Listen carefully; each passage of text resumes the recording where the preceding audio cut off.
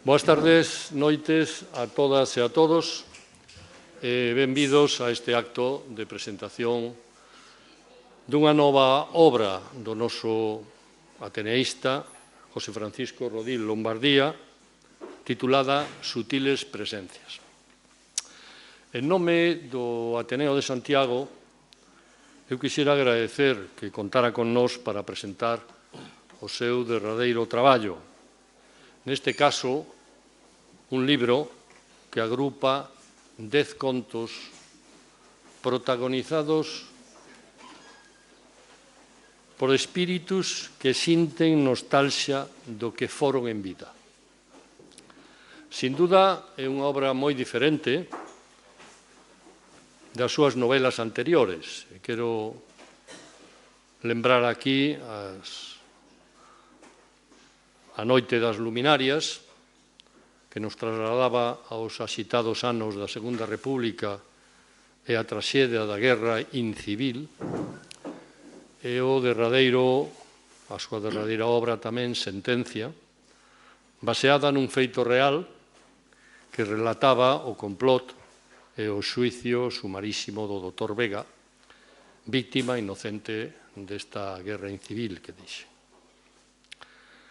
Eu únicamente quixera salientar, máis de abrir este acto, que o noso autor, de novo, despois da lectura deste libro, pon de manifesto un indudable talento para contar historias, cunha narrativa verdadeiramente fácil e accesible que, dende a miña opinión, resulta moi atractiva para un lector sempre ávido de historias ben contadas.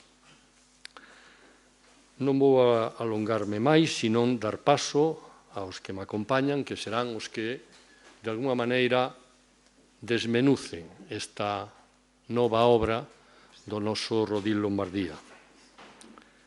E, polo tanto, únicamente vou dar, por tanto, a palabra xa, en primeiro lugar, a don Cristian Velasco, editor de Velasco Edicións, para agradecerlle de novo a edición non xa desta obra, senón do conxunto das obras que, de unha maneira moi valente e moi arriscada, ven producindo dende hai anos.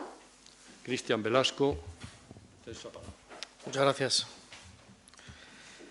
Seré todo lo breve que pueda, no diré mucho, pero todo lo breve que pueda, porque lo único que quiero con estas palabras de introducción es saludar al público asistente y agradecer en primer lugar al Ateneo de Santiago por acogernos, por organizar una vez más el acto de la presentación de una novela de José Francisco Rodil y, por tanto, de Velasco Ediciones. Muchas gracias, vicepresidente, por acogernos esta tarde. Gracias, por supuesto, a Fundación por permitirnos disfrutar de este maravilloso espacio, a la librería Follas Novas por el apoyo técnico que nos está dando con el punto de venta que he montado en el exterior, y a todos ustedes por estar aquí en esta lluviosa tarde en la que hay también otros actos en Santiago igual de interesantes y que se han decantado por acompañarnos.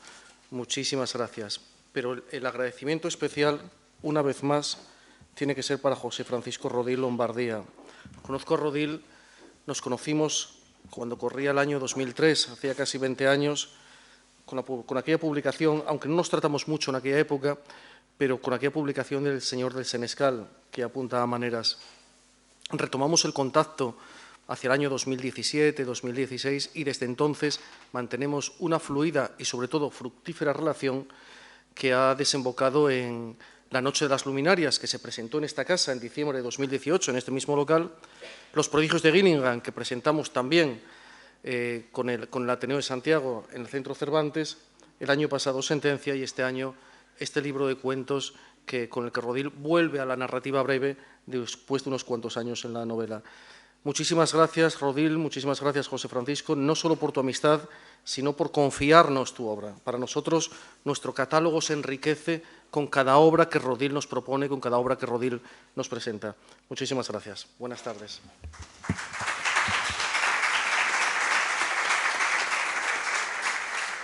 Bueno, vou a dar paso ahora ao xornalista e escritor Xavier Lama. Vou facer unha breve referencia do seu currículum. É licenciado en Ciencias de Información pola Universidade Complutense de Madrid.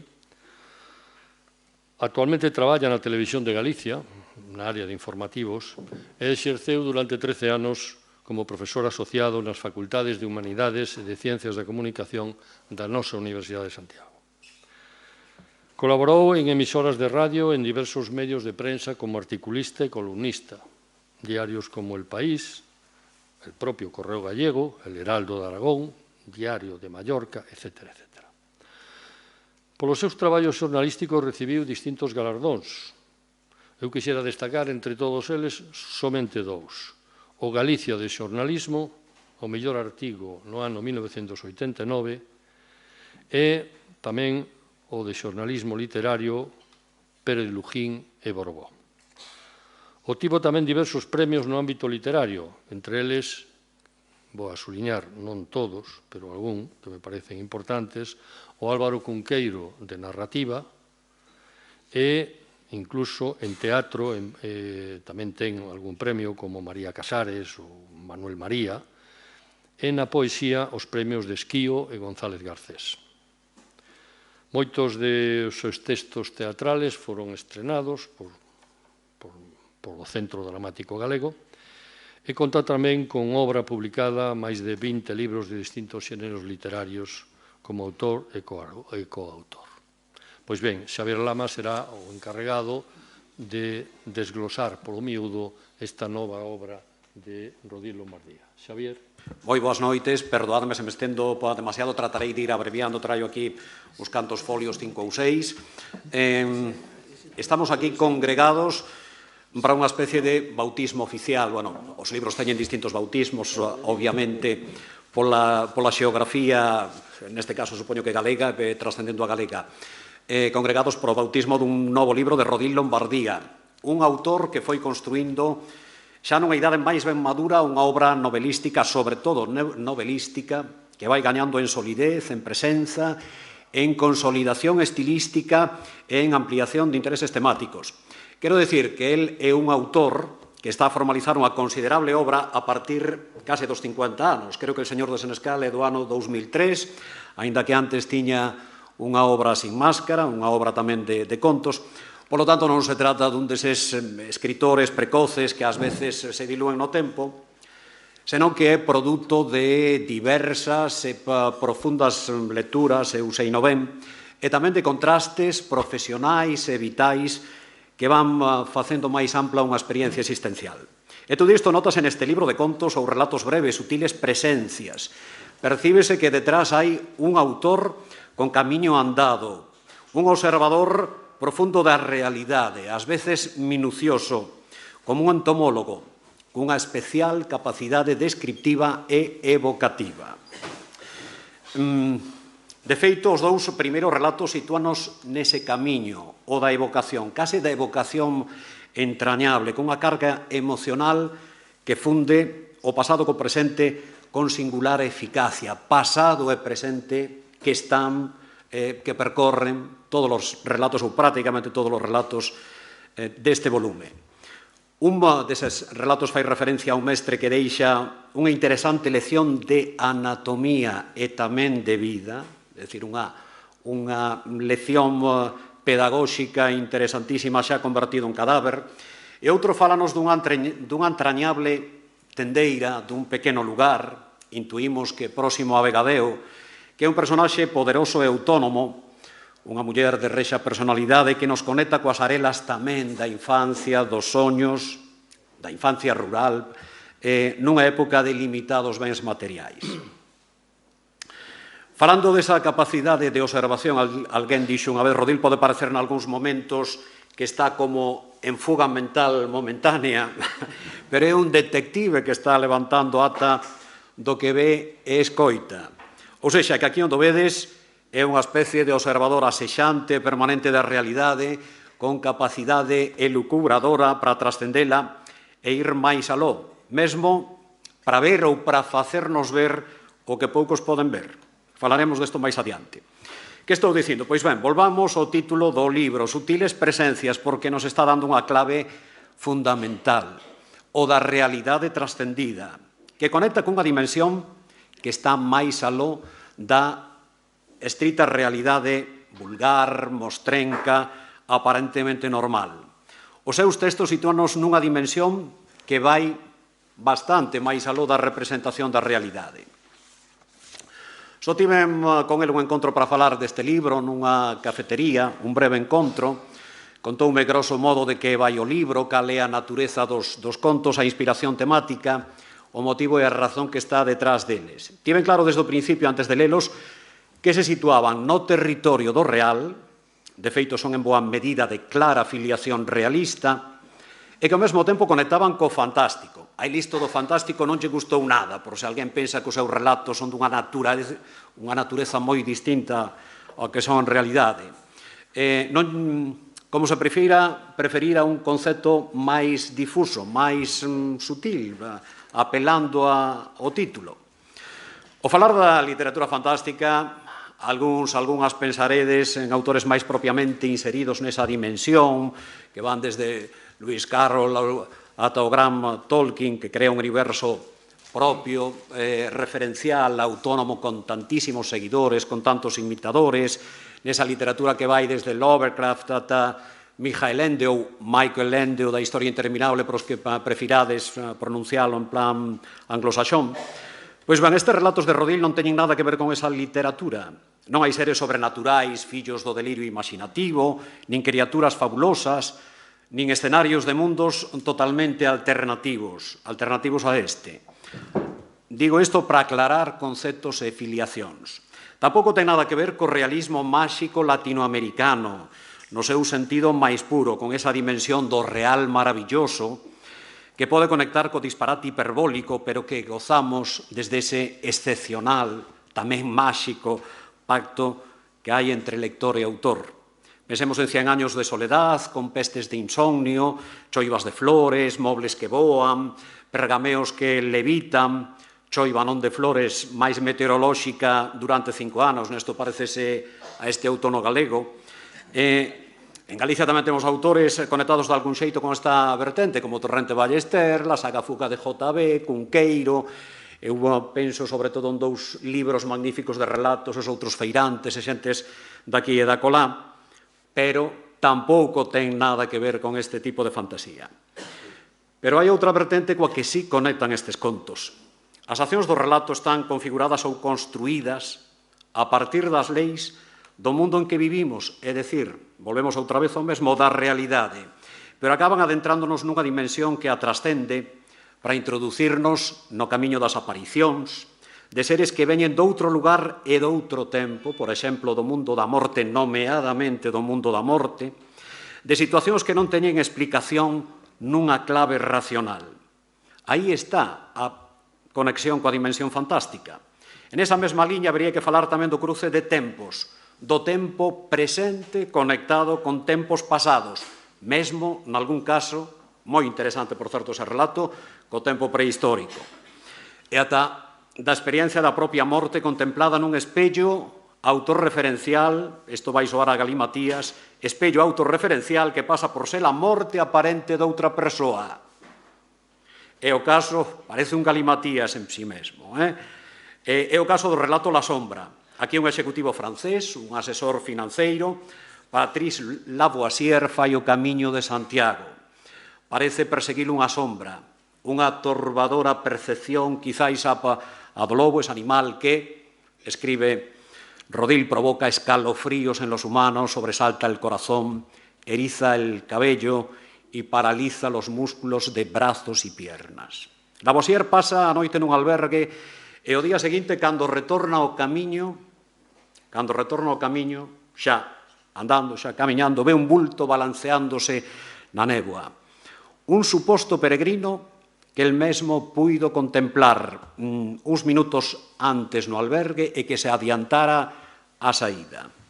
Trátase dun terrible aforcamento, claro. A él soalle esa cara, ese rostro, regresa a París, sucédense feitos aparentemente irracionais, ilóxicos, inexplicables. El Lavoisier acaba enfrontándose a verdade terrible, brutalmente perturbadora, dunha particular conexión entre a vida e a morte que o atinxe absolutamente. Non vou facer un spoiler, como se di agora das series televisivas ou das plataformas, pero cabe preguntarse, hai mortos que viven máis aló da morte no mundo dos vivos? O desenlace que imos intuindo segundo se aproxima ao final sitúanos claramente no contexto do relato fantástico, por eso volvo ao anterior. Pero iso sí, sen perder nunca, isto é moi interesante, sen perder nunca o fío da realidade, xogando ao mesmo tempo con claves realistas que inciden na verosimilitude, dai a diferenza con respecto ao realismo máxico ou a fantasía máis pura. É dicir, o que tratan estes relatos é de facer verosímil prácticamente todos os relatos, facer verosímil o real, o extraordinario, o misterio, en definitiva. Falo deste conto porque é un dos cumios do libro pola historia que conta, por como a desenvolve e dosifica, como a conclúe, pola ambientación e a atmósfera ou atmosfera que crea e pola súa riqueza estilística. Ségueno outros dous contos que son tamén dos mellores do volume, Café Universal e Nochevieja. Voume deter neste último que ten un comezo magnífico, ou sexa, unha perfecta contextualización espacial, existencial e circunstancial. Un home avanza por unha estrada de montaña, supoñemos que é un topógrafo, conducindo un coche no atardecer dunha noite bella, último día do ano 1999, non é unha noite bella calquera. Estamos na transición de século, de milenio, bueno, uns dirían que eso foi o ano 2000, porque o século e o milenio empeza no 2001. Arrecia o vento e a neve, que está desde buxar as beiras da vía. Derrapa nunha curva e vais a empotrar contra un pedrolo disimulado por un tapiz de carqueixas. Imaginade o lusco-fusco perdido nunha estrada de montaña, fai unhas chamadas, pero a batería do móvil acaba esgotándose. Queda desamparado a mercé dunha climatoloxía particularmente adversa, nun lugar de ninguén, no medio do monte, nun día no que a sensación de soidade aumenta exponencialmente porque todo o mundo pensa pois, bueno, que é unha noite para estar cos amigos, coa familia. Caen as sombras da noite, ponse a andar e descobre uns bultos, unhas formacións negras que deixan adiviñar unha aldea abandonada. Pero ve un home, aparentemente único habitante do lugar, que é o que o vai conectar cunha dimensión sobrenatural da vida. Digo aparentemente, e incido nesto, aparentemente único habitante do lugar, que vai conectar con a dimensión sobrenatural da vida, con esa interconexión entre o presente e o pasado, ou ao revés a que me refería antes. Presente e pasado, unha oscilación temporal na que Rodil se move nestes contos como se houbera unha canle misteriosa e fluida que os conecta. Nesta liña resulta moi interesante o xeito de engarzalos, de como se imbrican presente e pasado, de como se mesturan. O tempo, xenéricamente, non deixa de ser un material fascinante partindo do tempo do autor e o tempo do lector, o tempo dos personaxes son sempre diferentes. Pois ben, nestes contos existen vasos comunicantes que, como dicía, flúen con naturalidade e o que resulta aínda máis importante, con verosimilitude entre pasado e presente, entre o tempo interno do relato e o externo ou histórico, o da época no que sucede a acción. Estamos acostumados a utilizar conceptos como flashback, salto cara atrás no tempo, ou flash forward, salto cara adiante, ou cara ao futuro, ligados en boa medida á experiencia cinematográfica, que son tamén de uso común na literatura, ainda que se empreguen máis habitualmente a analepse, prolepse, etc. Quero dicir con isto que hai unha ampla produción contística na que o relato se converte nunha especie de puzzle con saltos temporais que se van alternando, que van conformando un mundo a xeito de mosaico e que necesitan dunha postura proactiva do lector, sempre en alerta. Alguén falaba da facilidade con que se len estes relatos. Pois ben, isto é particularmente interesante. Vou poñer como exemplo un relato moi famoso de Julio Cortázar. La noche boca arriba, que conta a peripencia de alguén que vai en moto, sofre un accidente, entra nunha especie de melopea onírica que o conduce ao tempo da civilización azteca e vive un terrible pesadelo persecutorio interrompido polo recorrente retorno á realidade do hospital. É dicir, o relato flúe nunha articulación constante de pasado, a aventura terrible na selva, exponse a un ritual que o conduce case seguro á morte e o presente hospitalario. Neste libro de Rodil hai un conto titulado Santuario que conecta co espírito dese relato de Cortázar plenamente, pero que se materializa dun xeito claramente diferente.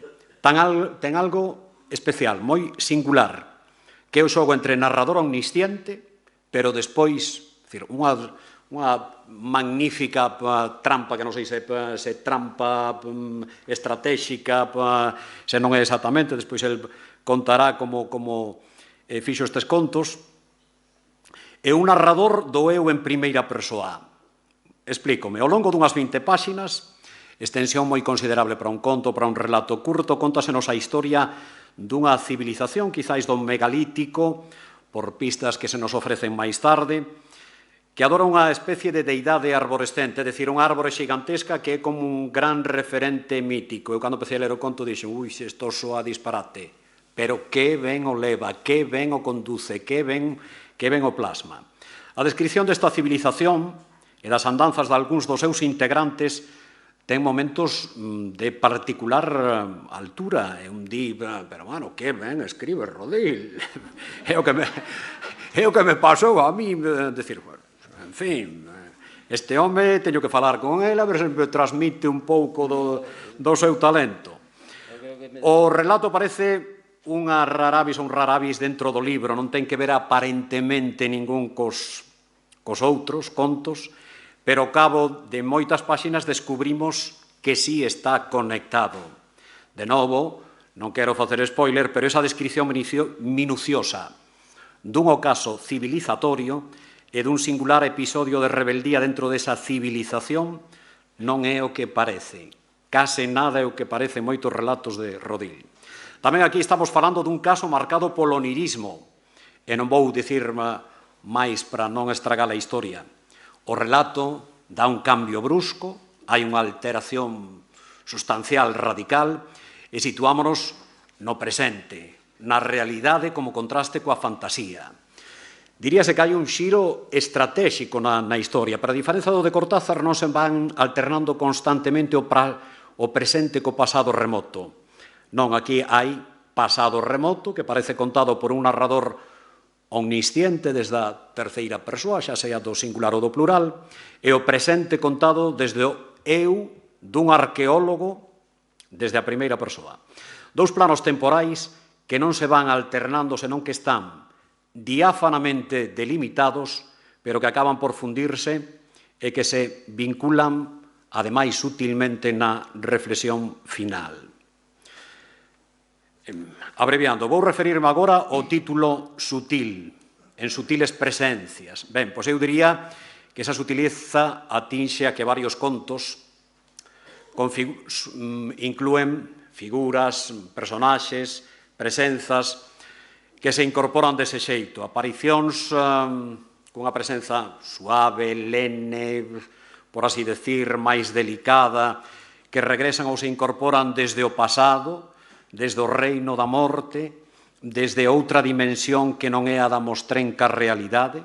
Por citar só algúns casos, o dun profesor universitario na Bella Vetusta, en Oviedo, o que atinxe a esta portada, unha presenza difusa ante un piano, vinculada a unha protagonista cunha enfermidade degenerativa, que é algo máis esa enfermidade que é un trasfondo perturbador.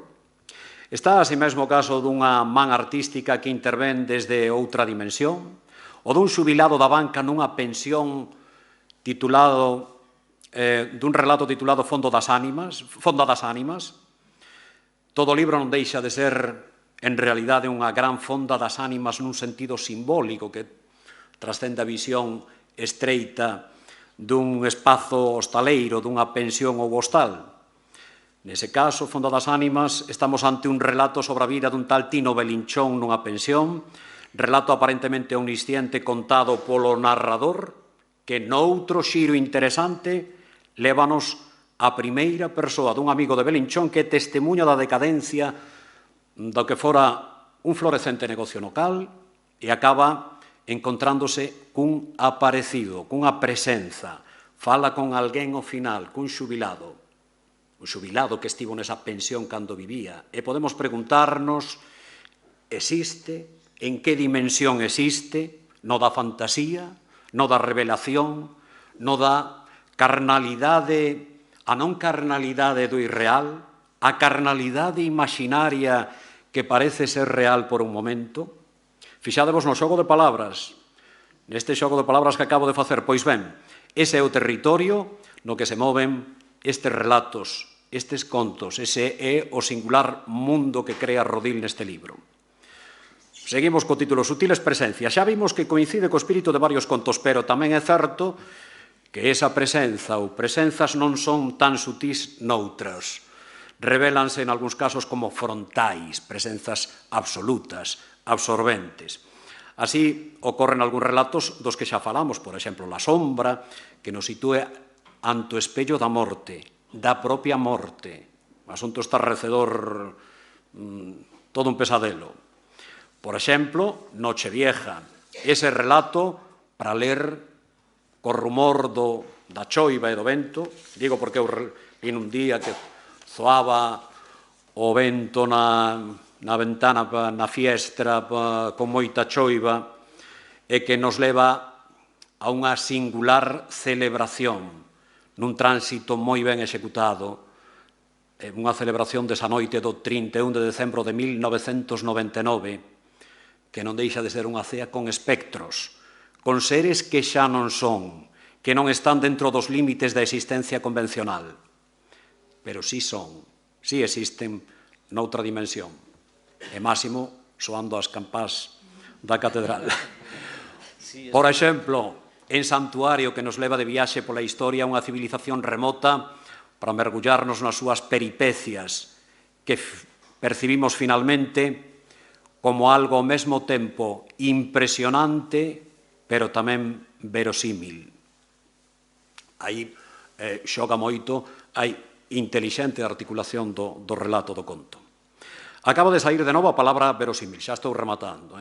O gran contista José María Merino, que escribe relatos sobre a realidade, insuflados tamén dunha matizada fantasía, di: la realidad non necesita ser verosímil, la literatura sí, incluso la literatura fantástica. Ben, isto en principio é cuestionable. Imaginemos un relato conectado co realismo máxico, el espírito de Ariadna, poseído de repente por unha poderosa carnalidad, entró por la ventana con un vestido de gasas evanescentes, como aupado a un jirón de nubes, seguido dunha bandada de colibrís de un extraño color malva. Isto é verosímil? Non. Pero pode construirse un relato con estes mimbres? Sí, por suposto.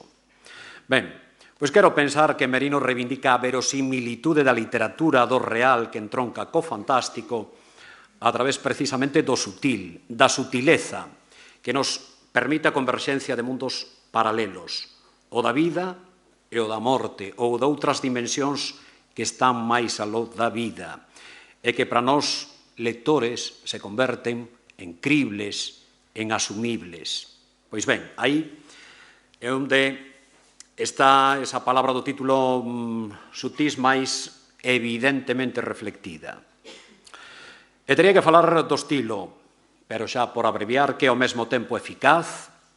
Pódese cuestionar isto de eficacia, porque hai cantidad de bestsellers eficazmente escritos, pero que non deixa de ser literatura banal, literatura con moi pouca incardinación ou moi pouca chicha literaria, pero non é este o caso. Un estilo estratégicamente eficaz, como conductor narrativo, que nos mergulla nas distintas historias, que nos somerxe na peripecia dos personaxes é que a cada momentos dunha particular beleza, sobre todo en algunhas pasaxes descriptivas que denotan esa especial capacidade de observación da que falábamos antes. Resumindo, hai pulso narrativo, hai vigor estilístico. En fin, como última nota de marketing directo, xa que estamos aquí todas e todos xuntos, se comprades este libro de Rodil, creo que non vos ides arrepentir que é unha axeitada lectura de Nadal. Pensemos no relato Noite Bella, en fin, iso é que vos desexo, se non nos volvemos ver, unha moi feliz Noite Bella, pero sen aparecidos, nin fantasmas, nin espíritus, e que teñades un excepcional 2024.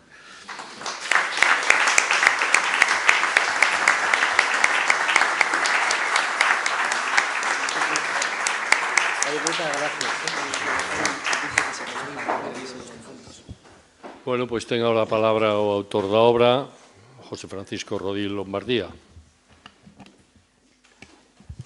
Bueno, eu quero lle agradecer moito as palabras a Xavier. Xa se ve no que dixo que é un bo amigo, é moi xeneroso, por certo. El sí que tamén é un gran escritor e seguramente é o máis premiado como dramaturgo ou a persona máis premiada en Galicia. E posiblemente, eu atreveríame a dicir que en España, porque non por aí... Eu creo que sí. Bueno, pois, moitísimas gracias. Agradecer aos asistentes que están aquí, que son moitos para a presentación dun libro. Ainda que, bueno, aquí fomos sempre xuntando xente cando presentamos algún libro. Isto non sei se vai, sí. Vexo moitos amigos, moitos veciños e amigos tamén, e moita xente conocida. Agradecerlle ao vicepresidente do Ateneo, bueno, ao Ateneo, o presidente está aí, directivos como José Ramón, que me acollan nesta presentación, porque xa o fixeron outras veces, son moitas veces as que cheguei aquí, eu presentei aquí o primeiro libro, eu creo que presentei, menos un, presentei-nos todos aquí, a través do Ateneo, non sei se antes era o Ateneo, pero creo que sí, que xa era o Ateneo. Vamos, dun modo moi especial ao vicepresidente desta casa, o profesor Francisco Candela, que está pilotando este acto. Eu creo que temos a inmensa fortuna, polo menos eu, de ter en Compostela un importantísimo centro de cultura, de divulgación e pensamento, como é esta Casa do Ateneo. Eu levo xa uns anos sendo socio, e a verdade é que me sinto moi orgulloso e moi honrado de ser un ateneísta. E invito-vos a que vos acerquedes máis por aquí, porque sin ir máis lexos, esta mesma semana eu asistín aquí a unha conferencia de Ramón Maiz que me pareceu magistral. O día, non sei, foi o luns do Ateneo, nos luns do Ateneo. Eu animo-vos a que participedes máis con este centro. Por último, quero agradecer a Cristian Velasco, no solo que haya sacado a la luz este nuevo libro mío, que ya van 4, me parece, o sí, 4, sino el cuidado y la profesionalidad que pones en las publicaciones, y todo lo que lleva el sello de Velasco Ediciones ya se sabe que es una cosa de calidad. Por eso yo me esfuerzo mucho más que si fuera cualquier otra editorial.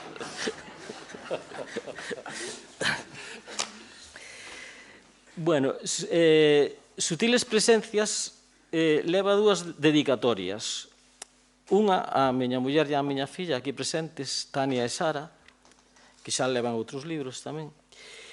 E unha mención moi especial ao coro Cardenal Quiroga da Catedral de Santiago, que hai unha amplia representación aquí tamén deles, que son xa amigos de moitos anos, e cos que paso moitas horas de ensayo con eles.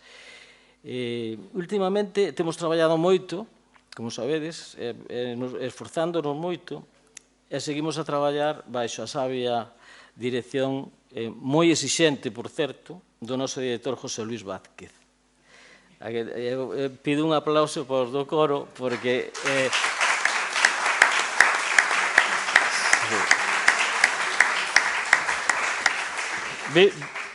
O coro Cardenal Quiroga ven de dar un paso moi importante, que é o concerto que demos hai unhas semanas no auditorio, un concerto de John Rutter, que é moi complicado e que nos costou sudor e casi lágrimas.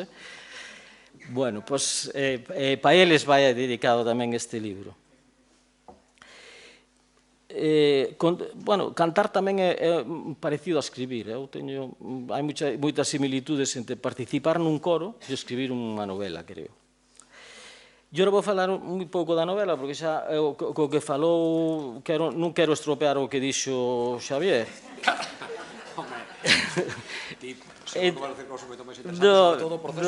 Máis interesante, non. Pois, como dicía este Pancho, e dicía tamén o editor, eu desde o ano 2008 non volvía a narración curta, porque desde o 2000 foi con Historias del Valle Escondido, que tamén presentei aquí. Non, esa foi a única que non presentei aquí. Que era un libro de contos e lendas de a miña zona dos Oscos, e non volver a publicar relato corto.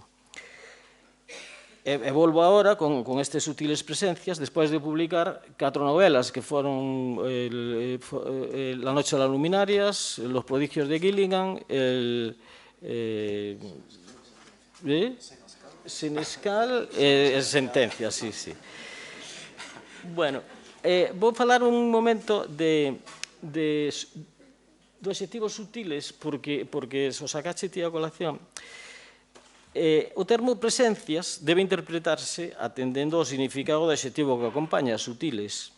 Así, a conxunción dos dous termos ven ser un enunciado teórico que fai referencia a esas manifestacións etéreas, como decía Xavier, que exceden a naturaleza material do noso mundo. Son esas sensacións interiores que nos chegan dun modo extrasensorial, a través da conciencia, da intuición e do sentimento máis íntimo.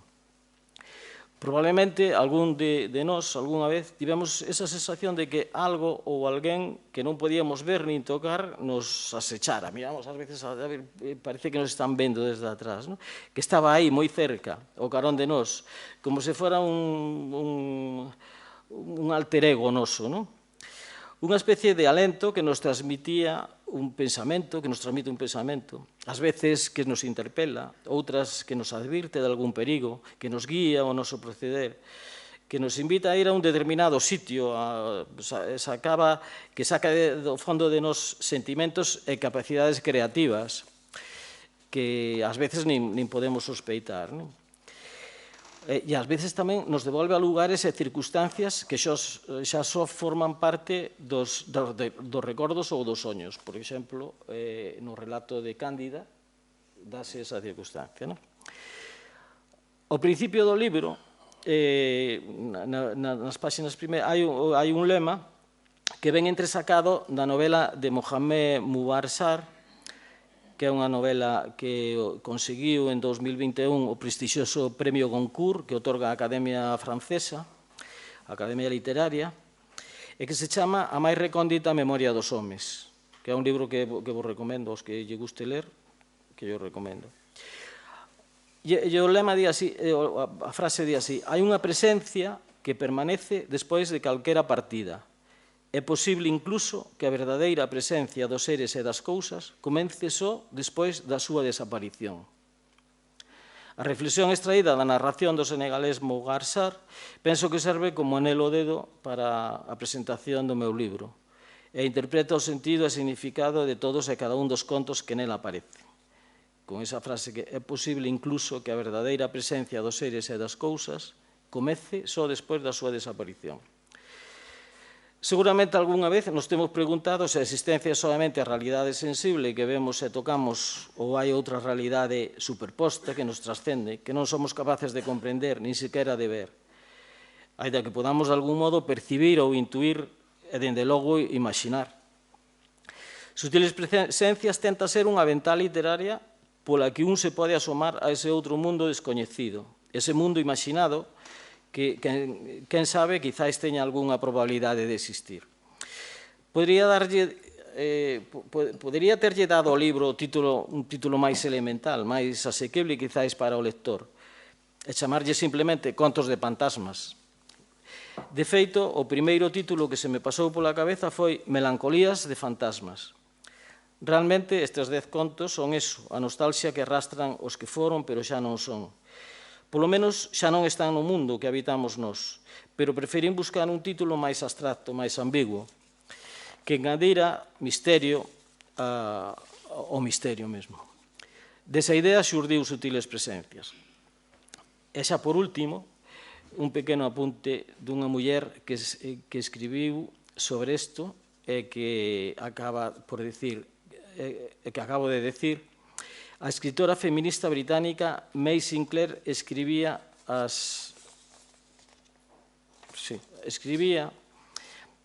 o seguinte: as fantasmas teñen o seu propio ambiente e a súa propia realidade, e engadía, o narrador de contos de fantasmas manexa dúas realidades ao mesmo tempo.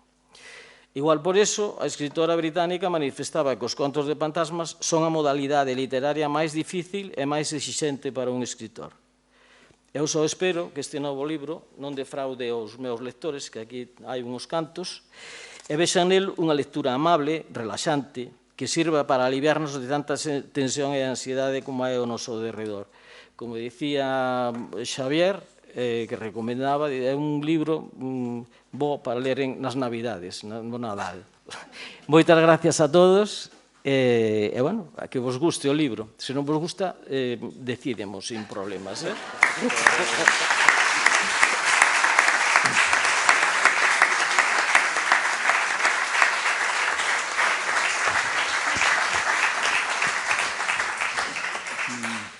Bueno, moitas gracias, José Francisco Rodil, por esta nova obra que hoxe presentas aquí e que espero que agardo que efectivamente teña a mesma receptividade, a mesma boa acollida que as obras anteriores. Dentro do Ateneo estamos encantados de poder acoller a próxima obra tamén.